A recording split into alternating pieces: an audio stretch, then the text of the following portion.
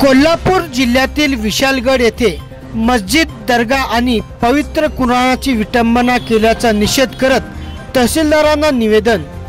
मुस्लिम समाज बांधव मुखेडच्या निवेदनात असे उल्लेख करण्यात आले आहे की सामाजिक न्यायाचे राष्ट्रीय प्रतीक म्हणून गौरवल्या जाणाऱ्या राष्ट्रीय शाहू महाराजांची भूमी असणाऱ्या कोल्हापूर जिल्ह्यातील विशालगडच्या अतिक्रमणाच्या नावाने सुरू असणाऱ्या आंदोलनात दिनांक 14 जुलै रोजी काही समाजकंटकांनी पद्धतशीर नियोजनबद्धपणे मोर्चेचे नियोजन केले होते।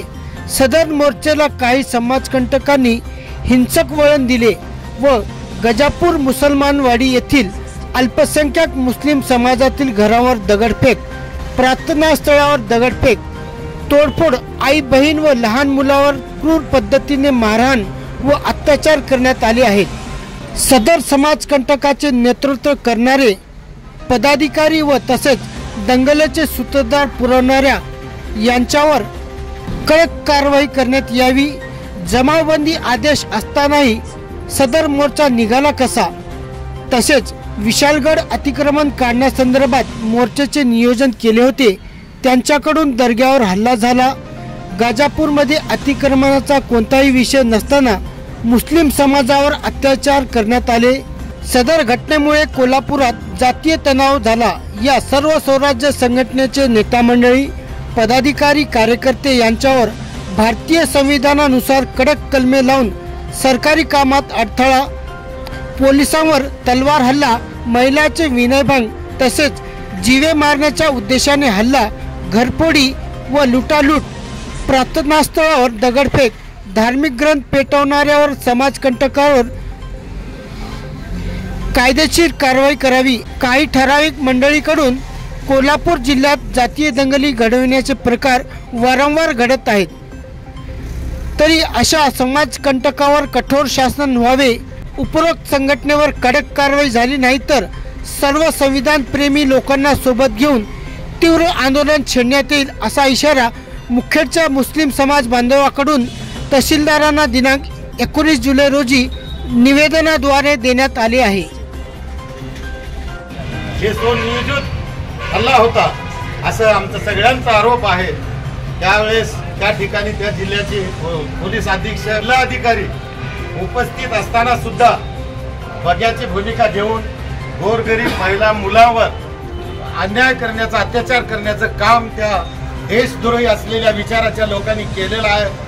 हाच प्रकरण, हेच गोष्ट जर एखाद्या मुस्लिम समाजाच्या वतीनं झाली असती तर आज संपूर्ण महाराष्ट्रामध्ये गरीब मुसलमानाचे दुकाने, घरे जाळण्याचं काम झालं असतं आणि प्रशासन त्याला मदत केली असती असा आमचा सगळ्याचा आरोप आहे।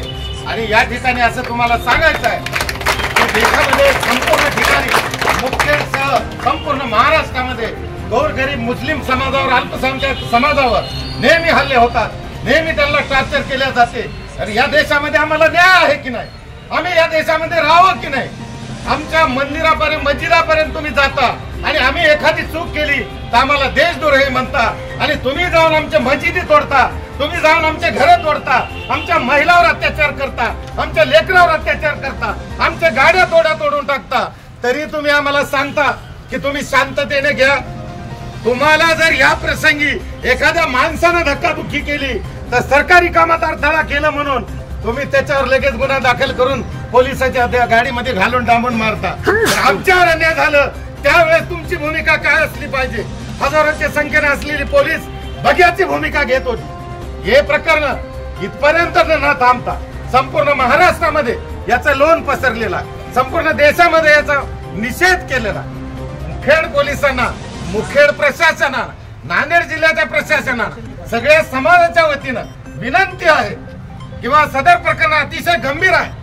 आम्ही तुम्हाला कायद्याला सोडून आम्ही काही करणार नाही, तुमच्या पुढे आम्ही जाणारही नाही, तुम्हाला आम्ही सहकार्य करू, पण आमच्यावर नेहमी जे अन्याय होत चाललाय त्याची सुद्धा तुम्हाला संरक्षणाची जबाबदारी तुम्ही घ्यावी लागेल। त्याच्यासाठी तुम्हाला या निवेदनाद्वारे आमच्या भावना व्यक्त केलो आणि तुम्ही शासनाला त्या संबंधित कोण राजे, कोण परजे, आम्हाला त्याचं काय घेणं देणं आहे? कोण भक्त असेल त्यानं त्याचा भक्त असेल, आम्ही संविधानाचे भक्त आहोत, आम्ही धर्माचे भक्त आहोत, आम्ही माणुसकीचे भक्त आहोत, आम्ही कायद्याचे भक्त आहोत। आणि कायदा जर कोणी मोडीत काढत नसेल कायदा कोणी हातात घेत असेल आणि संरक्षण कमी पडत असेल तर या समाजाच्या साक्षीने मी सांगतो, ज्या वेळेस अन्याय होईल आणि या घटनेनुसार आमचं संरक्षण करण्यासाठी जर प्रशासन कुचकामी ठरत असेल तर आम्ही आमची जबाबदारी घेऊ, आमच्या अन्यायाचा प्रतिकार करू. एवढं बोलून माझी काय जागा घेतो. जय हिंद, जय भारत, जय मा. निवेदन प्राप्त झालेलं आहे. आपल्या निवेदनावर इतर पुढील कारवाई करण्यासाठी माननीय जिल्हाधिकारी महोदयांना तत्काळ कळवत आहे. आपण धन्यवाद.